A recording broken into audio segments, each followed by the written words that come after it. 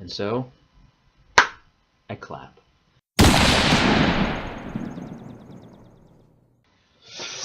By the power of literature! Hello everybody, I am the 12-gauge literary ninja, and I am here today because I am going to read something. I'm going to start a new thing. Like I said I would, it has taken some time and some writing and some figuring, but I am going to write for you and read for you in a Let's Read. Did it do something there?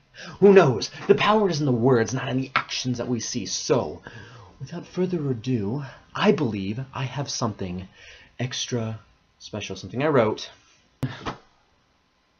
I have taken comments from my dear friends, and I have put them in a barrel, and I've ripped them out, and I've started writing on these random ideas, these little writing prompts that my friends wanted to test me to see if they could get to trick me and to make me fail at what I've done. But I have feelings that I have proven myself otherwise as good as I can possibly be. The first story is about star-crossed lovers in an apocalyptic world. So I've written this piece. And let's see what you all think of it as we dive in to the mind of mine, and we'll see how it goes.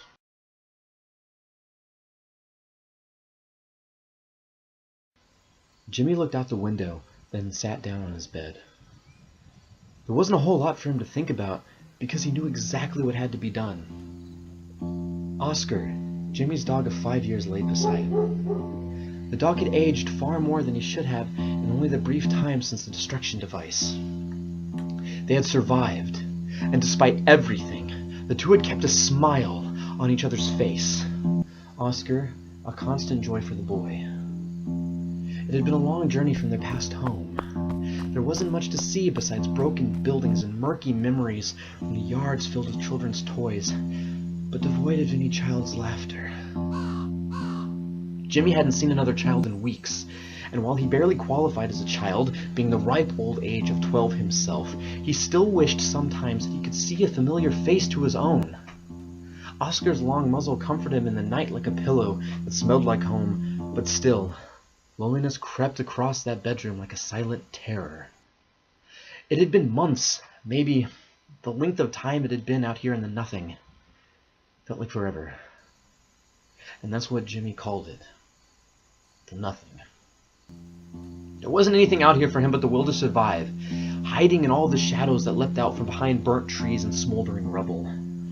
All Jimmy had needed was that damn dog. But everything has a time and a place. This time, Jimmy would leave completely alone from this place. It wasn't at all fair. The world wasn't fair. Nothing about the nothing gave back. It only took what it wanted and left you with exactly that. Nothing. It was a harsh world with harsh diseases that Jimmy had seen people fall quickly to. These new bacteria, or whatever they were, that wore away at the infected. A plague to joy, and eventually madness would take over. The last time Jimmy had seen a face familiar to his, it had been distorted by that madness and leaked pus and drool across the floor. The face had attacked Jimmy, and if it was not for his father's jog, Jimmy would not have made it to see Oscar in the state he is now. This was something that Jimmy resented inside himself, because Oscar was now resembling that face. His brown hair matted with dirt and grime, covering cuts and pus-filled boils that burned red like embers of a dying light. That poor dog, trying to smile through panting breath and fever. "I don't think you can hold out any longer," Jimmy whispered to the dog. Oscar looked up at his person.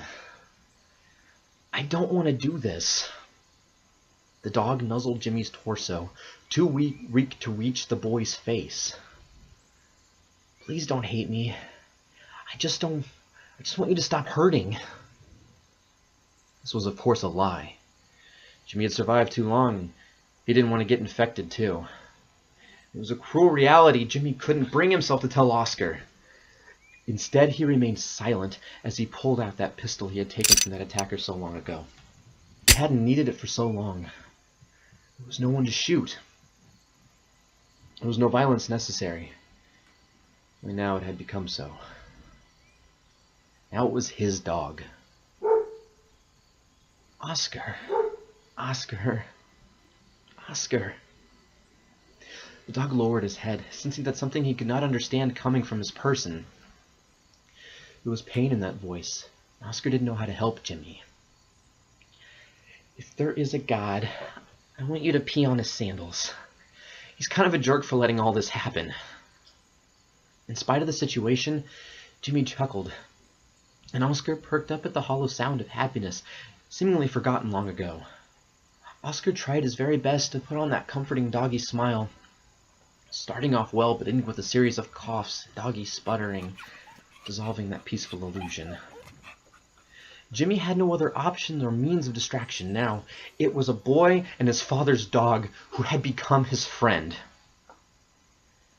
"I'm sorry," Jimmy said truthfully.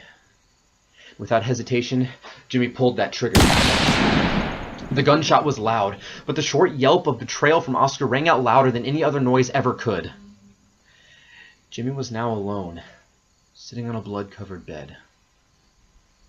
There was going to have to be a burial, but Jimmy couldn't bring his bones to move, and only sat next to Oscar's body, covered in a warm liquid that shouldn't have been comforting, but it felt like Oscar's last attempt to bring some sort of peace to this little person he had known for such a long time. "Hello?" It was off in the distance, a voice ringing out of the nothing. Jimmy was caught off guard, and he tapped Oscar on the back to alert his friend, only to remember that nothing would ever alert him again. Jimmy crawled up to peer out of the open window. What appeared to be a young girl came into view. She looked shocked, not afraid, but just surprised. "Hello?" She called out again. Jimmy wanted to answer, but he felt a strange desperation to speak to someone so like himself who could respond back in the same tongue as himself. He was compelled to yell back. "I have a gun, and I'm heavily armored," Jimmy shouted, wanting to make himself seem as powerful as possible. He didn't want to take any chances. "Oh, good," the girl called back. "I could really use someone strong." "Why? Don't you have anyone?" "Do you?" "No, but I do have a gun." "Can I come over to you without getting shot by that gun?" Jimmy considered the fact that this may be a trap, but he was going to make her keep her distance for safety. "You can come over, but I want you to stop at that bench near the tree that's still standing upright." "Could you tell me where that is?"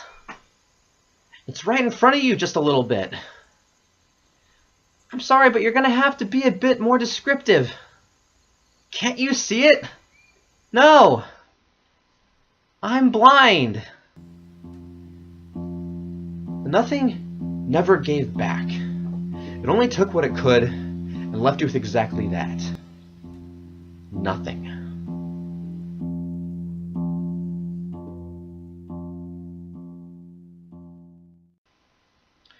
So, this has been the opening story.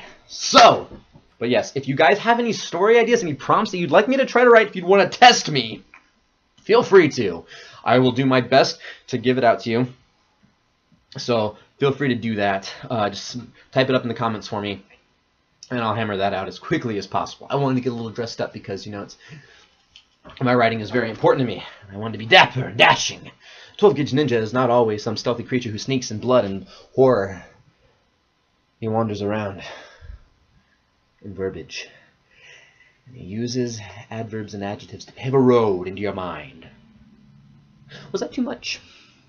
Alright, anyway, this has been the 12-Gauge Ninja, attacking you with literature and sneaking all across your senses, verbally, linguistically, and stylistically. I thought that was going to be better. Anyway, if you liked the video, assassinate that like button, and remember to kill it every day your own way. So, it's been the 12-Gauge Ninja. Ninja smoke. Whoosh! I believe this hat is far too big for my head, but I like it.